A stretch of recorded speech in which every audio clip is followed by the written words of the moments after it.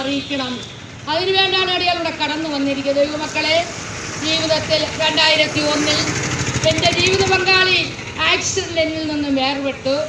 എനിക്ക് 12 വയസ്സായ ഒരു മകൻ മാത്രമാണുള്ളത് ഉണ്ടായിരുന്നത്. അവനെ വളർത്തുവാൻ നിവർത്തിയില്ല.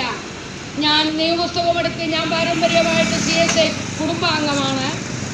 ഞാൻ എൻ്റെ ദൈവത്തെ കണ്ടെത്തുവാൻ തുടങ്ങി. ജീവിതത്തിൽ കഷ്ടവും പ്രയാസവും പ്രതികൂലവും പ്രതിസന്ധി കടന്നു വന്ന് ഞാൻ നിയമപുസ്തകവുമായി ഇറങ്ങി തിരിച്ച് എൻ്റെ ഭർത്താവ് മരിച്ച സമയം അതേ ആക്സിഡൻറ്റിലാണ് മരിക്കുന്നത്. മരിച്ച സമയം ഞങ്ങൾക്ക് ഒരു ഗതിയിലെ പരഗതിയില്ല. കുറേ ഹൗസിംഗ് ബോർഡ് ലോണുണ്ട്, വസ്തുവല്ല ലോണിൻ്റെ കടം. കയറി കിടക്കുവാൻ ഞങ്ങൾക്കൊരു ഷെഡ് മാത്രമേ ഉള്ളൂ. ഞാനും എൻ്റെ മോന് 12 വയസ്സ് പ്രായമേ ഉള്ളൂ. ഞങ്ങൾക്ക് ഞാനെന്നും രാവിലെ എണീക്കും, ഈ ജീവിതവുമായി തെരുവിലിറങ്ങും.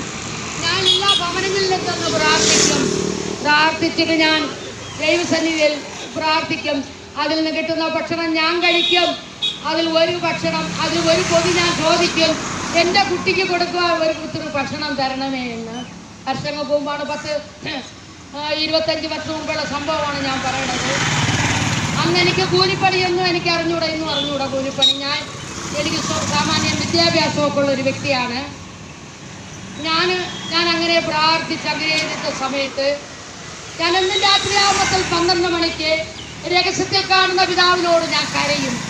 എനിക്ക് ഭവനമില്ല, എൻ്റെ മകനെ വളർത്തുവാൻ നിവർത്തിയില്ല, എനിക്ക് കടഭാരമുണ്ട്, ഇതൊക്കെ തീർക്കാനുള്ള ഒരു വഴി തരണം. എന്നെക്കൊണ്ട് പറ്റില്ല കൂലിപ്പണി ചെയ്യാൻ. ഞാൻ നല്ല ആളിലൊക്കെ നല്ല വണ്ണമൊക്കെ ഉള്ളതുകൊണ്ട് എനിക്ക് കൂലിപ്പണി ചെയ്യാനായിട്ട് കഴിയില്ല. എനിക്ക് പണി ചെയ്യാനും അറിഞ്ഞുകൂടാ. ഞാൻ എന്ത് ചെയ്യും? എനിക്ക് സാമാന്യം വിദ്യാഭ്യാസമുള്ള ഒരു വ്യക്തിയാണ്. ഞാനൊരു ദിവസം അങ്ങനെ കരയുമ്പോൾ എന്നെ കാണുവാനൊരു ദൈവദാസൻ വരും. ഞാൻ കരയണതെല്ലാം പറഞ്ഞ് സ്വപ്നത്തിലാണ് ഞാൻ കാണുന്നത്. ഈ ദൈവദാസൻ കടന്നു പോകും, വന്ന് എല്ലാം കേട്ടിട്ട് കടന്നു. ഒരു ദിവസം എന്നോടൊന്ന് പറയാണ്, 15 വർഷത്തിന് മുമ്പാണ് സംസാരിച്ചത്, നിനക്ക് മരുഭൂമിയിൽ ദൈവം തമ്പുരാൻ നീരുറോ തുറക്കാൻ പോവുകയാണ്, നിനക്ക് ഒരാഴ്ചക്കകത്തൊരു ഇൻ്റർവ്യൂ നടക്കും തിരുവനന്തപുരത്ത് വെച്ച്, നീ ആശുപത്രിയുടെ തെക്കാട് ഹോസ്പിറ്റലിൻ്റെ ഫ്രണ്ടിലാണ് നിൻ്റെ ഓഫീസ്, അവിടെ നീ പോകണം. അവിടെ പോകുമ്പോൾ നിനക്ക് സെലക്ഷൻ കിട്ടും, നിനക്കങ്ങനെ വിദേശത്ത് പോകാൻ പറ്റുമെന്ന് പറയാനിടയായി. ദൈവമക്കളെ, ഈ സ്വപ്നം കണ്ടിട്ട് എനിക്ക് വിശ്വസിക്കാൻ കഴിഞ്ഞില്ല. എങ്കിലും ആ ദിവസമായി ഞാൻ പത്രത്തിൽ നോക്കിയപ്പോൾ അവിടെ വാണ്ടിട്ടുണ്ടായിരുന്നു. അങ്ങനെ ഞാൻ ഇൻ്റർവ്യൂവിന് അറ്റൻഡ് ചെയ്തു. അങ്ങനെ ഞാൻ ഇൻ്റർവ്യൂവിന് പാസ്സായി. എനിക്ക് കുവൈറ്റിലെ ഹോസ്പിറ്റലിൽ വെയിറ്റ്രസ്സായിട്ട് ജോലി കിട്ടുവാനിടയായി. വർഷങ്ങളോളം അവിടെ ഞാൻ ജോലി ചെയ്ത് കാശുണ്ടാക്കി. ഹൗസ് ബോർഡിലെ കടമായിരുന്നു, 2 ലക്ഷം രൂപയിലെ കടമുണ്ടായിരുന്നു അന്നത്തെ ലക്ഷം.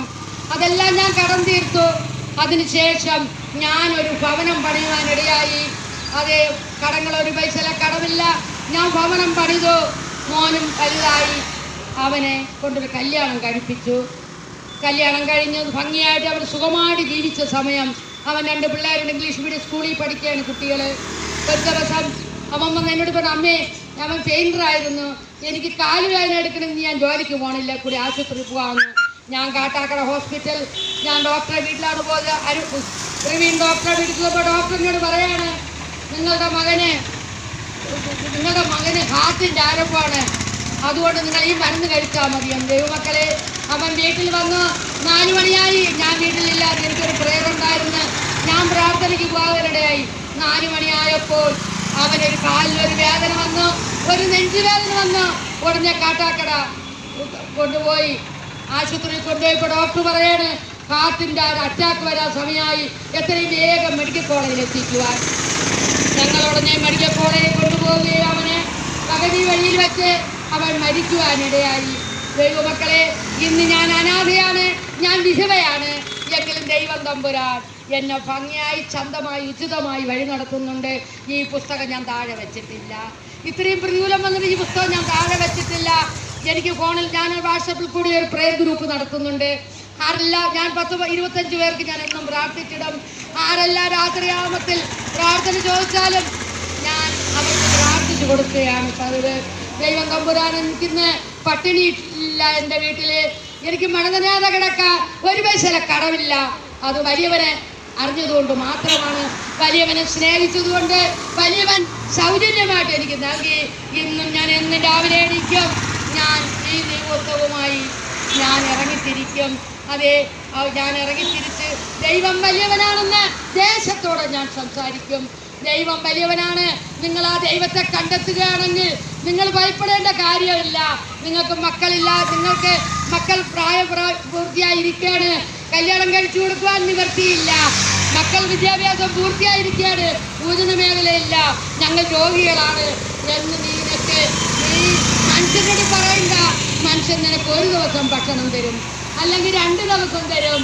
ജീവനുള്ള ദൈവത്തോട് നീ പറഞ്ഞാൽ, അതേ നീ ദൈവത്തിൽ കരഞ്ഞാൽ, നിശ്ചയമായിട്ടും ദൈവം നിനക്ക് പുതിയ വലിയ വാതിലും തുറന്നു തരിക തന്നെ ചെയ്യും. ദൈവമക്കളെ, എനിക്ക് ബാഗുവാനും ഒന്നുമില്ല, എന്നാൽ എനിക്ക് പട്ടിണിയില്ല, എനിക്ക് ഉണ്ണാനും ഉടുക്കുവാനും ദൈവം തമ്പുരാൻ വേണ്ടോളം തരുന്നുണ്ട്. അതെ, എത്ര കാലമാണ് ഭൂമിയിൽ ഞാൻ ജീവിക്കുമോ അത്രയും കാലം ഈ ദിവസവുമായി കഷ്ടപ്പെടുന്നവനും ദുഃഖിക്കുന്നവനും വിഷയത്തിന് വിടുതലില്ലാതെ കരയുന്നവനും വേണ്ടി ഞാൻ പ്രാർത്ഥിക്കുവാൻ ഞാൻ തയ്യാറാണ്. ഞാൻ വാട്സപ്പിൽ, ഫേസ്ബുക്കിൽ കൂടി ഞാൻ ഇഷ്ടംപോലെ പ്രാർത്ഥിച്ചിട്ടുണ്ട്. ഞാൻ വചനങ്ങൾ അയക്കുന്നുണ്ട്. ഞാൻ തിരുവനന്തപുരം മുതൽ ഇടുക്കി വരെ പോയി കർത്താവിന് വേല ചെയ്യും. ഞാൻ ഒറ്റയ്ക്കാണ് പോകുന്നത്, ഞാൻ ഒറ്റയ്ക്കാണ്. ദൈവം നിനക്ക് അനുകൂലമായാൽ പ്രതികൂലം ദൈവം എന്നെ വഴി നടത്തുന്നുണ്ട്. ഭംഗിയായി, ശാന്തമായി, ഉചിതമായി വഴി നടത്തുന്നുണ്ട്. അനേക വ്യക്തി ജീവിതങ്ങൾ അതേ കയറിക്കിടക്കുവാൻ ഭവനമില്ല, മണനണിഞ്ഞ് പൊതിഞ്ഞു കിടക്കുന്ന ഈ അവസ്ഥയിൽ നീ ഒത്തുകൊടുക്കുന്ന ദൈവവഴിയിലെ നീ വിശ്വസ്തയോടുകൂടി നീ ദൈവസന്നിധിയിൽ നിന്നാൽ നിശ്ചയമായിട്ടും നിനക്ക് ദൈവം പുതിയ വലിയ വാതിലും തുറന്നു തരിക തന്നെ ചെയ്യും. ഞാൻ എൻ്റെ ഞങ്ങൾ വലിയ ഹൈ ലെവലാണ്. എൻ്റെ കുടുംബം ഗവൺമെൻറ് ഉദ്യോഗസ്ഥരാണ്. ഒരു നയാ പൈസ പോലും ഞാൻ അവരോട് ചോദിച്ചിട്ടില്ല. ഞാൻ ആരുടെയും മുമ്പിൽ ഞാൻ കൈനീട്ടിയിട്ടില്ല. രഹസ്യത്തിൽ കാണുന്ന പിതാവിനോട് ഞാൻ കരയും. അന്ന് എനിക്ക് എന്താവശ്യമുണ്ടോ അന്ന് എനിക്ക് ഗൂഗിൾ പേ തരും. ഞാൻ പറഞ്ഞിട്ടല്ല, അവരെനിക്ക് ഗൂഗിൾ പേ തരും. അങ്ങനെ ഞാൻ നല്ല ഹാപ്പിയായിട്ട് ജീവിക്കുകയാണ് എൻ്റെ ജീവിതം. ഈ ദൈവത്തെ നിനക്ക് കണ്ടെത്തുവാൻ കഴിയുമോ? ഈ ദൈവത്തിൽ അനുഗ്രഹങ്ങൾ പ്രാപിക്കുവാൻ കഴിയുമോ? അതേ, എൻ്റെ മകൻ മരിച്ച സമയം 2 വർഷമായി അറ്റാക്കേറ്റോ മരിച്ച സമയത്ത് ഫേസ്ബുക്കിൽ കൂടിയും വാട്സപ്പിൽ കൂടിയും എനിക്ക് ഇഷ്ടംപോലെ കമൻറ്റ് വന്നു. എന്തുകൊണ്ട് ഇനിയെങ്കിലും ബൈബിൾ താഴെ വെച്ചുകൂടെ? നിനക്ക് ഒരേ ഒരു മകനുള്ളൂ, അവൻ ഈ ലോകത്ത് നെടുക്കപ്പെട്ടു, നിനക്ക് ഇനിയെങ്കിലും വെച്ചിട്ട് ലോക ജീവിതം നയിച്ചുകൂടെ? ദൈവമക്കളെ, ഞാൻ ഇറങ്ങിയത് തന്നെ ഈ പുസ്തകം എടുത്തതിൽ ഞാൻ നഷ്ടപ്പെട്ടിട്ടില്ല. അതേ, ഞാൻ നശിച്ചിട്ടില്ല. ദൈവം എന്നെ ഉയർത്തിയതേ ഉള്ളൂ. ഇന്നല്ലെങ്കിൽ നാളെ ഞാനും നീയും മരിക്കേണ്ടതാണ്. അതേ, നമുക്ക് മരണത്തിൻ്റെ സമയം നമുക്കൊരുത്തർക്കും നിശ്ചയമില്ല. അതെ, ആ സമയത്ത് ഇന്നല്ലെങ്കിൽ നാളെ ഞാനും നീയും പോകേണ്ടതാണ്. അതേ, ഞാൻ ഇന്ന് പോയി വീട്ടിൽ കയറുമെന്ന് എനിക്ക് അറിഞ്ഞുകൂടാ. ഇവിടെയാണ് മരണദൂതൻ കടന്നു വരികയാണെങ്കിൽ ഞാൻ ഇവിടെ നിന്ന് കടന്നു പോകേണ്ടതുണ്ട്. നിനക്കൊരു പ്രത്യാശയുണ്ടോ? അതേ പ്രിയ ദൈവത്തിലെ, മരിച്ചാൽ നിനക്കൊരു പ്രത്യാശയുണ്ടോ? നിനക്ക് കർത്താവ് ഒരുക്കുന്ന സ്ഥലത്ത് ചെന്നെത്തണം. ന്യായവിധി ദിവസത്തിൽ നിനക്ക് അതിൽ പങ്കാളിയാകുവാൻ നിനക്ക് കരുത്തുണ്ടോ? അതെ, നീ ന്യായത്തോടുകൂടി ഭൂമിയിൽ ജീവിച്ചാൽ, അതെ, നീ അന്യന്റെ വക അപകരിക്കാതെയും അന്യനെ ചതിക്കാതെയും വഞ്ചിക്കാതെയും അവനെ പിടിച്ചു പറിക്കാതെയും നീ അധ്വാനിക്കുന്ന കാശ് കൊണ്ട് നീ ജീവിച്ചാൽ നിശ്ചയമായിട്ട് നിന്റെ മക്കൾക്ക് ഉയർച്ചയുണ്ടാവും, നിന്റെ കുടുംബത്തിന് ഉയർച്ചയുണ്ടാവും. നീ കരയുന്ന വിഷയത്തിനെല്ലാം വിടുതലുണ്ടെന്നുള്ള കാര്യം നീ മറന്നു പോകരുതേ. ഞാൻ 1-2 വർഷമല്ല, ഞാൻ 14 വർഷം ദൈവസന്നിധിയിൽ കരഞ്ഞ് എനിക്കൊരു യുവജന മേഖലയ്ക്ക് വേണ്ടി കർത്താവ് എനിക്ക് ഒരു യുവജന മേഖലയല്ല, വിദേശത്ത് 2 സ്ഥലങ്ങളിൽ പോയി എനിക്ക് ജീവിതം യുവജന മേഖല കണ്ടെത്തുവാൻ സാധിച്ചു. അത് എൻ്റെ കഴിവോ മിടുക്കോ ഇല്ല. എന്നെപ്പോലുള്ള അഭ്യസ്തവിദ്യരായ പലരും ഭവനങ്ങളിൽ നിന്ന് കഷ്ടപ്പെടുമ്പോൾ എനിക്ക് പോയി കാശുണ്ടാക്കി കടം തീർക്കുവാനും അതേ ഭവനം പണിയുവാനും ഉള്ള എല്ലാ വഴിയും തന്നു. അത് എൻ്റെ കഴിവോ മിടുക്കോ അല്ല, ദൈവത്തിൻ്റെ അതിരുത്ത സ്നേഹം. ഞാൻ എത്ര കാലമാണോ ഈ ഭൂമിയിൽ ജീവിക്കുമോ അത്രയും കാലം ഞാൻ ഇനി പുസ്തകമെടുത്ത് കർത്താവിനെ സാക്ഷീകരിക്കും. എനിക്ക് ദേശത്തിൻ്റെ നാനാഭാഗത്തും കടന്നു പോകാൻ എനിക്ക് ഒരു ലജ്ജയുമില്ല. അതേ, എൻ്റെ യാത്രയെല്ലാം ഒറ്റയ്ക്കാണ്. ഞാൻ തിരുവനന്തപുരം മുതൽ ഇടുക്കി വരെ ഞാൻ കർത്താവിൻ്റെ വേലയ്ക്ക് വേണ്ടി ഒറ്റയ്ക്ക് പോയി ഞാൻ കർത്താവിൻ്റെ വേല ചെയ്യും.